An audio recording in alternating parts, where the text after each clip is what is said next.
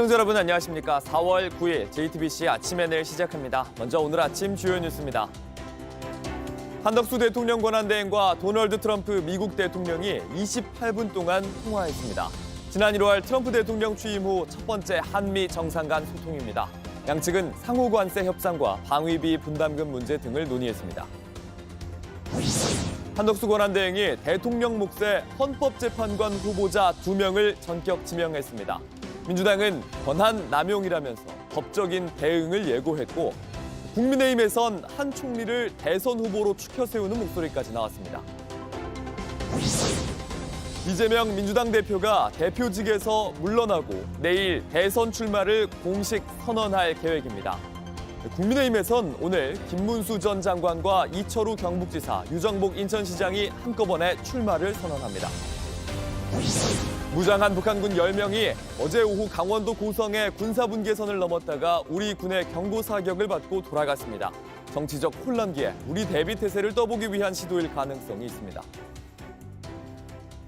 한덕수 대통령 권한대행과 트럼프 미국 대통령이 전화 통화했습니다. 트럼프 2기 행정부 출범 이후 첫 번째 한미 정상 간 통화입니다. 트럼프 대통령은 방위비 분담금 재협상을 포함해 포괄 협상을 요구한 걸로 전해집니다. 관세 협상이 안보 문제까지 맞물리면서 점점 더 복잡해질 걸로 보입니다. 워싱턴 정강현 특파원입니다. 트럼프 대통령과 한덕수 대통령 권한대행의 전화통화는 약 28분간 진행됐습니다. 트럼프 대통령은 통화 직후 논의 내용을 직접 상세하게 밝혔습니다. 우선 한국의 대미 무역 흑자 문제를 비롯해 관세, 조선산업, 알래스카 파이프라인 사업 참여 문제 등이 논의됐다고 전했습니다. 특히 방위비 분담금 문제도 폭넓게 논의됐음을 밝혔습니다. 지난해 10월 한미가 합의한 방위비 분담금 8.3% 인상안을 사실상 백지화하고 재협상 요구를 시사한 걸로 풀이됩니다. 트럼프 대통령은 또 원스톱 쇼핑이란 표현을 써가며 한국의 상호관세 협상 문제가 방위비 분담금 증액이나 조선산업 협력 등과 맞물려 포괄적으로 논의돼야 한다는 점을 강조했습니다. 무역과 산업, 안보를 아우르는 일괄 타결을 요구한 셈입니다. 한 대행은 CNN과의 인터뷰에서 이런 트럼프 대통령의 입장에 적극 협조하겠다고 밝혔습니다. So we will take a very cooperative position on this and we will promote the dialogue. 이날 전화통화는 국가별 추가 개별 관세 시행을 약 16시간 앞두고 이뤄졌습니다. 백악관에 따르면 약 70개국이 관세 협상을 타진해온 걸로 전해집니다. 백악관은 트럼프 대통령이 관세 협상에서 한국과 일본과 같은 동맹을 우선시하라고 지시했다고 밝혔습니다. 이 때문에 일각에선 동맹국을 중심으로 국가별 상호 관세가 전격적으로 유예될 가능성도 거론됐습니다. 하지만 백악관은 관세 시행 일정엔 변함이 없다고 못 박았습니다. He said he's not considering an extension or a delay. I spoke to him before this briefing. That was not his mindset. He expects that these tariffs are going to go into effect. 워싱턴에서 JTBC 정강현입니다. 한덕수 대통령 권한대행이 대통령 몫인 헌법재판관 후보자 2명을 기습 지명했습니다. 지명된 후보자 중 1명은 윤석열 전 대통령의 측근으로 12.3 계엄에 연루돼 조사까지 받은 이완규 법제처장입니다. 민주당은 내란 세력의 헌재 장악 시도라며 반발했는데 국민의힘에선 한 총리를 대선 후보로 추켜 세우자는 목소리까지 나왔습니다. 조민준 기자입니다. 한덕수 대통령 권한대행이 대통령복 헌법재판관 후보자로 이완규 법제처장과 함상훈 서울고등법원 부장판사를 지명했습니다. 오는 18일 퇴임하는 문영배 이미선 재판관 후임입니다. 민주당은 강하게 반발했습니다. 내란 세력, 그 잔존 세력에 의한 헌재 장악 시도로 우리는 지금 규정을 하고 있습니다. 위헌적인 권한 남용을 행사했기 때문에 지명 자체가 원천적으로 무효다. 한 총리의 후보 지명을 막기 위해 효력정지 가처분과 권한쟁의 심판 등 모든 법적 수단을 동원하겠다고 했습니다. 권한대행이 대통령 권한을 이처럼 적극적으로 행사할 수 있는지에 대한 논란도 일고 있습니다. 전문가들은 권한대행의 권한 범위는 헌법 법률상 명확한 규정은 없지만 현상 유지만 하는 소극적 행사만 가능하다고 지적했습니다. 권한대행은 민주적 정당성이 결여되어 있기 때문에 적극적인 권한 행사를 할 수 없고 현상 유지적 그리고 소극적 권한 행사만 가능하다는 게 그 부분은 더 이상 이론의 여지가 없고. 이런 가운데 여당에선 한 총리를 대선 후보로까지 거론하고 나섰습니다. 여러 가지 지역적이나 안정감이나 또 풍부한 국정 경험이라든지 여러 면에서 좋은 카드죠, 사실. 그래서 그런 얘기를 하시는 분들이 저한테 많이 있는 것도 사실이에요. 말씀드리니까 전혀 생각해 본 적이 없다고 그러세요. 다만 한 총리가 여러 차례 국정을 안정적으로 이끄는 게 마지막 소임이라는 입장을 밝힌 만큼 대선에 나설 가능성은 적다는 관측도 나옵니다. JTBC 조민중입니다. 이완규 법제처장은 12.3 비상계엄이 해제된 직후 삼청동 안가를 찾았습니다. 윤 전 대통령의 최측근 4명이 모여서 뭘 논의한 거냐 이런 의혹이 있었는데 회동 이후 휴대전화를 갑자기 교체하기도 했습니다. JTBC 취재 결과 이 법제처장은 당시 모임에 대해 경찰 조사를 받았는데 조사가 이해가 안 된다며 입을 꾹 닫았습니다. 김혜리 기자입니다. 비상계엄이 해제된 바로 그날 저녁, 지난해 12월 4일 대통령의 삼청동 안가 앞에 택시가 멈춰섭니다. 수행원 2명과 동행한 이완규 법제처장입니다. 안가 앞을 지키던 JTBC 카메라에만 포착된 모습입니다. 이날 심야회동엔 이상민 전 행안부 장관, 박성재 법무부 장관, 김주현 민정수석 등 윤석열 전 대통령 최측근 4명이 모였습니다. JTBC 취재에 따르면 경찰 국수본은 지난해 12월 25일 이 처장을 피의자 신분으로 불러 이 모임에 대해 집중 조사했습니다.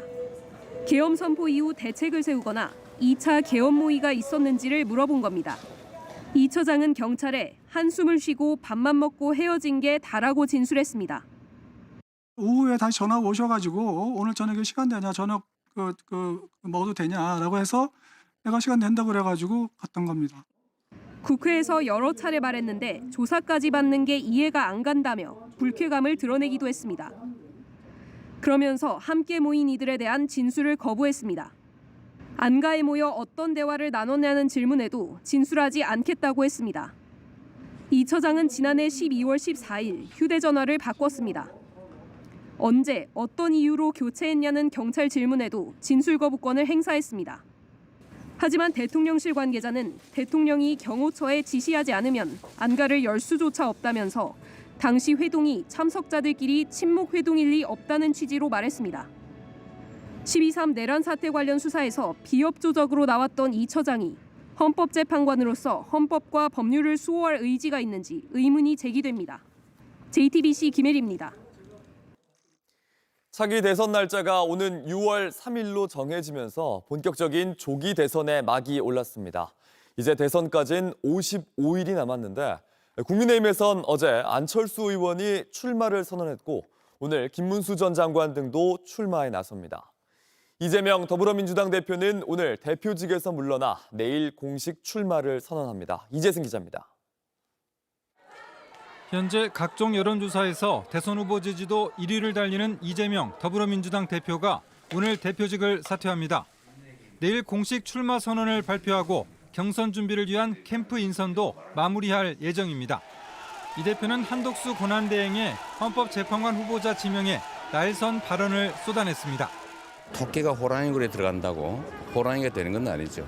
한덕수 총리에게는 그런 권한이 없죠. 그럼 오버하신 것 같습니다. 민주당 내 비명계 주자들도 속속 모습을 드러내고 있습니다.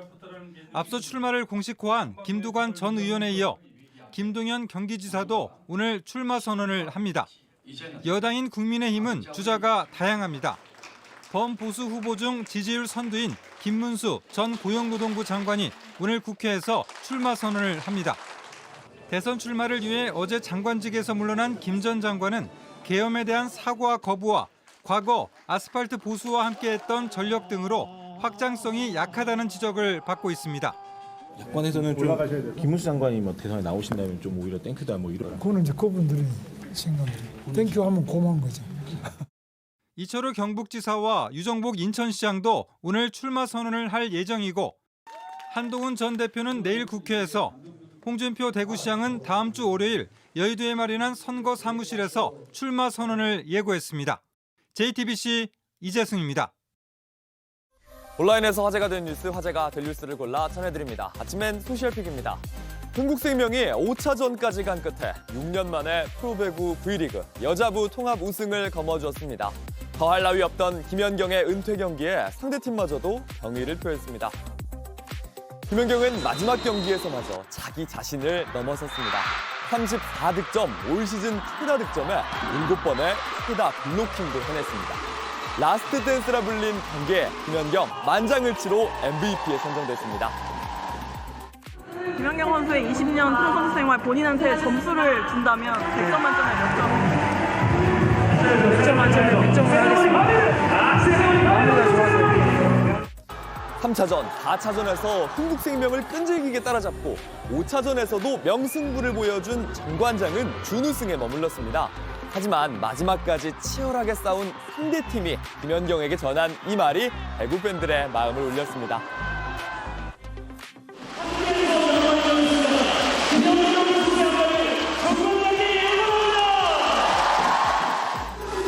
개인으로는 16년 만에 우승이어서인지 선수로서 받는 마지막 발채여서인지 영화 같은 마무리가 실감이 나지 않는다는 김연경은 앞으로 무엇을 할지 천천히 미래를 생각해 나가겠다고 전했습니다. 미국이 현지 시간 9일 0시부터 중국에 104%의 관세를 부과하겠다고 발표했습니다. 중국의 보복은 실수라고 했습니다. With the United States, it was a mistake for China to retaliate. The president, when America is punched, he punches back harder. That's why there will be 104% tariffs going into effect on China tonight at midnight. 취임 직후 트럼프는 두 차례에 걸쳐 중국에 20% 관세를 부과했고 상호 관세 정책을 발표하면서 34% 관세를 추가로 더했습니다. 중국이 관세 조치에 보복하기로 하자 54%에 50%를 추가하겠다고 했죠. 결국 이 숫자를 모두 합쳐 우리 시간 오늘 오후 1시 1분에 104% 관세를 부과하겠다는 겁니다. 월스트리트 저널에 따르면 공장이 중국에 있는 애플의 아이폰을 미국에서 살 때 원가가 적어도 50만 원 오르게 되고 가격 인상을 피할 수 없다는 분석입니다. If you like $3,500 iPhones, we should build them in the U.S. If you like $1,000 iPhones, you build them in China. 중국 정부도 맞불 보복을 예고하면서 중국 언론은 미국 소비자들이 타격을 받을 거란 기사를 전하기도 했습니다. It's awful. Scarlet survival. Well, I'm going to survive, I don't know. It's already expensive. Keep on pinching pennies. What else can I do? 젤렌스키 우크라이나 대통령이 러시아와의 전쟁에 중국이 개입했다고 주장했습니다. 북한이 싸우던 쿠르스크와는 또 다른 곳에서 중국인 2명을 생포했다고 했습니다.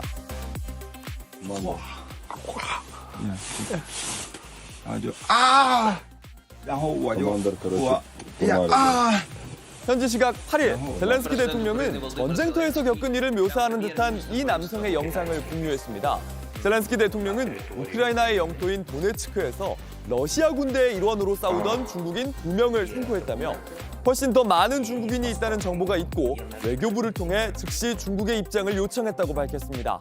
미국의 대응도 촉구했습니다.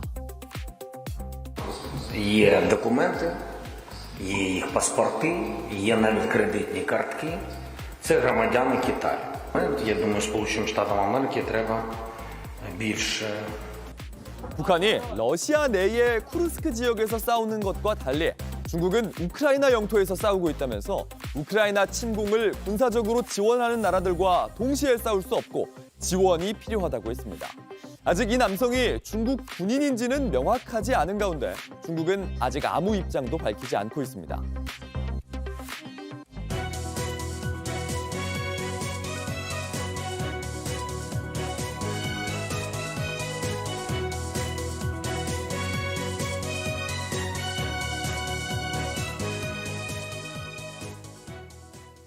어제 오후 북한군 10여 명이 강원도의 군사분계선을 넘어왔다가 우리 군의 경고 사격을 받고 돌아갔습니다. 전원이 무장한 군인이었습니다. 퇴근 시간에 통근버스가 추돌해 승객 12명이 다치는 사고도 있었습니다. 여도현 기자입니다. 어제 오후 5시쯤 강원도 고성 동부전선 군사분계선을 북한군 10여 명이 넘었습니다. 이들은 전원 무장한 상태였던 것으로 알려졌습니다. 우리 군은 즉각 경고방송과 경고사격을 가했고 북한군은 바로 돌아갔습니다. 합참은 북한군의 동향을 면밀하게 감시하면서 작전 수행 절차에 의거 필요한 조치를 하고 있다고 밝혔습니다. 어제 오후 5시 35분쯤 경기도 화성에서 버스 전용 차로를 달리던 통근 버스 2대가 추돌했습니다. 앞서가던 버스가 급정거하자 뒤따르던 버스가 부딪힌 건데 버스 승객 12명이 부상을 당했습니다. 화재도 잇따랐습니다. 어제 오후 7시 10분쯤 부산 강서구의 한 금속 폐기물 처리 공장에서 불이 나 1시간 만에 모두 꺼졌습니다. 직원들이 이미 퇴근한 상태라 인명피해는 없었지만 공장 1개 동이 모두 타고 인근에 있던 건물 2개 동 일부가 소실됐습니다. 소방당국은 정확한 화재 원인을 조사하고 있습니다. 어제 오후 3시 8분쯤 충북 영동군 임계리의 한 야산에서 불이 나 산림 1.8헥타르가 소실됐습니다. 산림당국은 헬기 6대와 장비 34대, 진화인력 190여 명을 투입해 3시간 반 만에 화재를 진압했습니다. 벌목 작업을 하던 60대 남성이 얼굴에 화상을 입었고 인근 마을 주민 50여 명도 마을 회관으로 대피했습니다. 산림당국은 벌목 작업 중 불이 난 것으로 보고 정확한 화재 원인을 조사 중입니다. JTBC 여도현입니다. 윤석열 전 대통령 부부와 친분을 과시했던 건진법사 전성배 씨의 휴대폰 속에서 인사청탁 정황이 드러났습니다. 정부 공공기관, 검찰, 경찰에까지 전 씨에게 자리를 부탁하기 위해 보낸 이력서들이 휴대폰에 남아 있었습니다. 먼저 정혜성 기자입니다. 2022년 윤석열 대통령 당선 전후 건진법사 전성배 씨는 공식 직함이 없었습니다. 그런데 국민의힘 등에선 상임 고문님으로 통했습니다. 전 씨에게 각종 인사청탁이 들어왔고 그 내용은 휴대전화에 남아 있습니다. 이 같은 내용은 지난해 12월 말 검찰이 압수한 건진법사 휴대전화 3대와 태블릿 PC 2대를 포렌식하는 과정에서 나왔습니다. 정치 브로커로 추정되는 김모 씨는 2022년 6월 지방선거 예비 후보자 명함을 보냈습니다. 김 씨는 건진법사를 하늘님이라 부르며 은혜를 머리에 이고 살겠습니다라고 썼습니다. 도의원에 출마할 예비 후보자 이력서도 보냈습니다. 경선 없이 신인 발굴로 챙겨주세요라고 부탁했습니다. 결국 이 2명은 당선됐고 김 씨는 고문님의 보살핌으로 당선됐습니다라고 감사 인사를 했습니다. 당시 돈이 오고 갔는지 실제 어떤 과정을 거쳐 공천됐는지는 수사가 진행 중입니다. 법사폰엔 윤석열 정부 공공기관 임원 자리를 청탁하는 이력서도 남아 있습니다. 검찰과 경찰 인사청탁도 브로커로 추정되는 사람들을 통해 들어왔습니다. 불교가 아닌 다른 종교에서도 건진법사에 고문료를 지급하며 정부에 줄을 댄 사실도 확인됐습니다. 이 과정에서 건진법사는 윤석열 전 대통령 그리고 윤핵관 인사들과 친분이 있다는 걸 부인하지 않았습니다. 건진법사는 검찰에 추궁해 나는 운명을 점치는 일반인일 뿐이라고 했습니다. 윤석열 정권에 가까운 사람을 만나려고 나를 고른 것 같은데 잘못 골랐다며 내가 힘이 있는 줄 착각해서 그런 것이라고 답했습니다. 하지만 이를 들은 검찰은 종교인 행세를 하는 정치 브로커 아니냐는 말까지 한 걸로 알려졌습니다. JTBC 정혜성입니다. 건진법사는 누구와 주로 이야기했을까? 통화 내역에서 가장 눈에 띄는 사람은 김건희 여사의 모친인 최은순 씨였습니다. 이들은 김 여사 관련 논란이 있을 때마다 오랫동안 통화했습니다. 이어서 김영민 기자입니다. 지난해 9월 25일 민주당 등이 김건희 여사와 장모 최은순 씨를 국정감사 증인으로 채택했습니다. 두 번째 김건희 특검법도 국회를 통과한 상태였습니다. 이른바 김건희 리스크가 고조되던 9월 29일 윤 전 대통령 장모 최은순 씨가 건진법사에게 전화를 걸었습니다. 두 사람의 통화 시간은 무려 1시간 33분 9초였습니다. 김건희 여사를 둘러싼 논란은 10월에도 이어졌습니다. 검찰이 김 여사를 무혐의 처리하는 도이치모터스 수사 결과를 발표하면서 특검의 필요성이 더욱 커졌고 동시에 명태균 게이트 의혹에 불이 붙었습니다. 10월 하순에 이르자 대통령 국정 지지율이 크게 떨어졌고 심지어 김 여사가 대외 활동을 하지 말아야 한다는 목소리가 여권에서도 터져 나왔습니다. 김 여사 대외 활동과 관련된 여론조사가 화제가 된 건 10월 24일. 최은순 씨가 건진법사에게 전화를 걸었습니다. 이날 두 사람은 1시간 48분 24초나 전화 통화를 했습니다. 두 사람의 장시간 통화는 11월에도 이어졌습니다. 11월 6일, 이번에도 최 씨가 건진법사에게 전화를 걸었고 49분 29초 동안 얘기를 나눴습니다. 민주당 등이 세 번째 김건희 특검법을 통과시키고 명태균이 구속된 직후인 11월 17일엔 건진 법사가 최 씨에게 2차례 전화를 걸었습니다. 첫 통화는 38분 36초, 두 번째 통화는 51분이었습니다. 그리고 12월 6일 두 사람은 47분 41초 동안 전화 통화를 했습니다. 윤석열 전 대통령의 첫 번째 탄핵소추안 표결, 그리고 김건희 특검법 재표결 하루 전날이었습니다. 검찰 분석에 따르면 지난해 두 사람은 9월 29일부터 12월 6일까지 2달 동안 10차례 연락을 주고받았습니다. 검찰은 2023년 12월부터 1년 동안 건진 법사와 50차례 이상 연락을 주고받은 19명을 뽑아서 분석하기도 했습니다. 대부분 가족 또는 측근들인데 국회의원도 1명 포함돼 있습니다.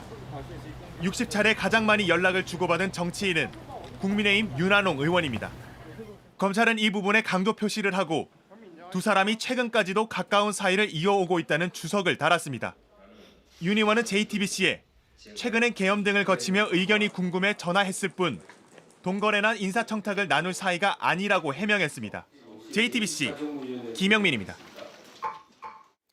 학교에서 초등학생을 살해한 교사 명재환 씨가 범행 직전 남편과 통화해 범행을 미리 예고했던 걸로 드러났습니다. 한 명만 걸리면 된다, 3번의 기회가 있었다며 자신보다 약한 아이가 오기를 기다렸습니다. 이희령 기자입니다. 지난 2월 대전의 한 초등학교에서 김하늘 양을 살해한 교사 명재환 씨. 왜 죽였나요? 피해자한테 하실 말씀 없으신가요? 하늘이야, 대하실 말씀 없나요? 왜 죽이셨나요? 검찰은 명 씨가 학교에서의 부적응과 가정불화에 대한 분노로 하늘 양을 잔혹하게 살해했다고 판단했습니다. 공소장에 따르면 명 씨는 범행 당일 오전 8시 35분쯤 학교에 출근했습니다. 그러다 11시 50분쯤 남편과 통화를 하며 나만 망한 것 같아 속상하다고 했습니다. 남편이 명 씨에게 집으로 오라고 했지만 명 씨는 이를 거부하고 흉기를 구입했습니다. 약 10분 뒤 휴대전화로 인천 초등학생 살해 사건, 초등학생 살인 등을 직접 검색했습니다. 오후 1시 53분쯤 명 씨는 범행 장소를 시청각실로 정했고 여기에 흉기를 미리 숨겨뒀습니다. 오후 3시 14분 명 씨는 남편과 한 번 더 통화했습니다. 한 놈만 걸려라. 3번의 기회가 있었다. 마지막 기회가 오면 성공할 거라고 합니다. 제압하기 쉬운 대상을 계속 물색하고 있던 겁니다. 그러더니 본인이 감옥에 가면 집은 어떻게 되는 건지, 자신의 돈으로 피해자에게 보상을 하는지도 물었습니다. 오후 4시 40분쯤 명 씨는 자신보다 약한 아이를 찾아 목숨을 앗아갔습니다. 명 씨에 대한 첫 재판은 오는 28일 진행될 예정입니다. JTBC 이희령입니다. 날씨입니다. 오늘은 오후 늦게 수도권에서 비가 시작돼 밤엔 전국으로 확대되겠습니다. 예상 강우량은 중부지방이 5mm 안팎, 남부지방은 5에서 20mm가량입니다.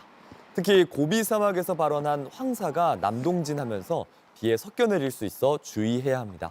낮 기온은 서울이 18도, 광주와 대구가 22도 등으로 어제보다 조금 낮겠습니다. JTBC 아침 N을 마칩니다. 내일도 7시 반에 아침을 열겠습니다. 시청해주셔서 감사합니다.